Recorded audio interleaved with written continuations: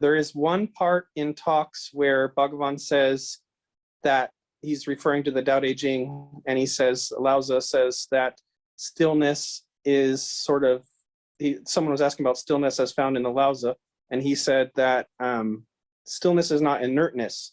It's actually constant activity. It's dynamic, in other words, like a spinning top, and this needs to be, or a gyroscope, and this needs to be explained because people don't understand that stillness is basically constant activity. Yes, but again, but this is where words fail. That is, Bhagavan sometimes talked of it as doing without doing, speaking without speaking. He describes silence sometimes as speaking without speaking. So it's activity without activity, doing without doing. That is to understand that best. The key to that is paragraph 15 of Nana, where Bhagavan explains that all the actions that are attributed to God, God is not actually doing anything.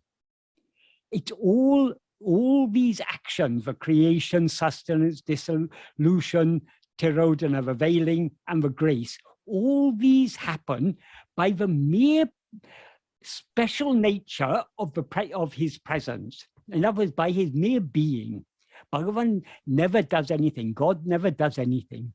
His nature is not doing, but just being.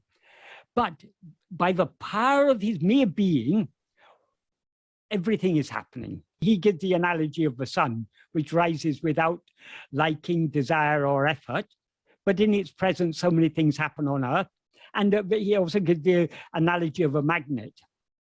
But the magnet is not doing anything, it's just being. But by its mere presence, in its mere presence, the needle moves. And then the deeper teaching is nothing is happening. Nothing is happening, no. But all happening occurs only in the view of ego. But what is the power behind that?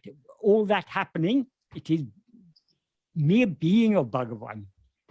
And Bhagavan is nothing but our own self. So it's only our being, which because of when we limit ourselves, as I am this person, I am this body, we see everything in a distorted way. So we see our own being as action. We see our own pure awareness as awareness of many things.